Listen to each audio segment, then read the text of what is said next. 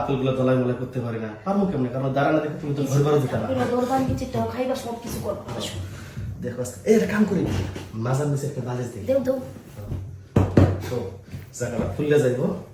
তারপরে দেখো বড় বড় ওই থেকে সাউন্ড শুনবো, তোমার ভাসুর।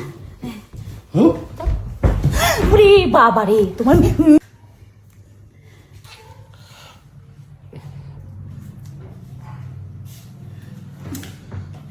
কি ব্যাপার? 3টা ঘন্টা ধইরা, আর এই যে এখন 11টা বাজে, এখনো পর্যন্ত তোমার খাওয়াইতাছে না। তোমার যে মেশিন দুর্বল, তুমি কেন বিয়া করছো কেন আমারে? আরে এটা কি আর আমার দোষ? আমি কি জানতাম যে আমার মেশিন দুর্বল থাকবো বা হইব? আমি তো আগে পরে কারো কাছে কোনোদিন যাইও নাই, মেশিন পরীক্ষা করি নাই। কিন্তু বিশ্বাস করো, আমি মনের দিক দিয়ে খুব স্ট্রং। মনের দিক দিয়ে মনে হয় যে একেবারে যা আছে সব ছিঁড়ে বেড়ে ফেলে দেবো। তোমার মন দিয়ে আমি কি করব? তোমার ধনী যদি না খারায়, হ্যাঁ? মনে যা চায় ধনে তো তা বোঝে না। আর আমি 3টা ঘন্টা ধইরা খাইলাম, একটু যদি এমন হইতো, এমনই হই পড়ে রইছে। আরেকটা বার যদি ট্রাই করো। এবার শেষ। আচ্ছা আসো, এবার দেখো একেবারে মানে পুরাটাই নিও, হইতে পারে, হয় না? কি কিছুই চলতেছে না। তাহলে আমি কি করবো গো? তুমি অনেক চেষ্টা করতেছো, আমিও তো মন দিয়ে অনেক চেষ্টা করতেছি। কি করবো এখন কত? দেখো দিনের বেলা আমি তো দেখেছি, রাতের বেলা তো হইব। রাইতেও তো তোমার 4-5 ঘন্টা খাইছি, তোমার তো তখন কিছু হয় নাই। যাই হোক, এখন আমি তোমার সংসার করবো না, আমি এখন গেতাছি বাইরে কাছে কইতে। দেখো ভাই হইতাছে আমার বড় ভাই, তোমার ভাসুর, এই তার কাছে না তোমার স্বামী এই সমস্যার কথা কইবা? কম না কি করবো? আমার তো এখন তোমার ওইটা থাকলে বয়ে থাকলে হইব না, এখন তো আমার শরীরে জ্বালানি দিতে আমি জানো। দেখো আমি যদি আমার বলবো না, আমার ওইটাই লাগবো। ওই জিনিসই যদি না খায় তাহলে কি করবো? বাইরে কাছে তোমার সংসার করবো না, আমি গেতাছি যা। তুমি থাকো আমার ওই কথা মেশিন নিয়ে, তোমার ওই মেশিন খায় না কাজে বলো তুমি। যাই ঘরের কথা ভাইরে করবো, ভাই কি মনে করবো? ভাই দাঁড়ান, দিকে তোমার সাথে আমার কথা আছে।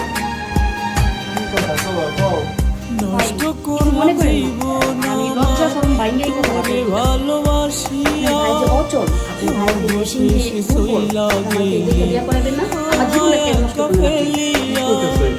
নষ্ট করলাম জীবন আমার তোরে ভালোবাসিয়া অবশেষে সইলা গেলি আমায় একা ফেলিয়া সীতার আগুন জ্বলে বুকে সাইরে ভিতর জ্বলিয়া রসুরে হইবে বিচার জবাব দিবি কি দিয়া রসুরে হইবে বিচার জবাব দিবি আমার ছোট ভাই এরকম হইব নষ্ট করলাম জীবন আমার তোরে ভালোবাসিয়া অবশেষে চইলা দিনের মধ্যে আমার ভাইকে যদি না করতে পারি তারপর যেটা মনে হয় এটা করো, তোমার যদি সম্ভব। সত্যি কথা তো ভাই। হ্যাঁ আচ্ছা, আমি এতদিন সহ্য করতে চান, 15টা গুলো সহ্য করি, কিন্তু হলে আপনি মুখে দিতে পারেন। তোমার দিনের মধ্যে আমাদের বীর বানাই তোমার হাতে ছিল আচ্ছা ঠিক আছে।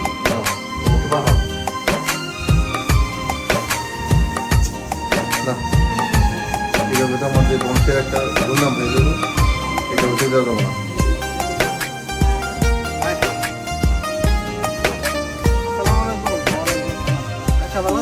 বলে মনটা পুরে যাইতেছি আপনার কাছে। মন কই আমার সরমের কথা আমার বাইরে জানে বিয়ে করে না, এখনো গোর কুমারী তো ভাঙতে পারে না। এখন আপনি তো এদিকে এক্সপার্ট।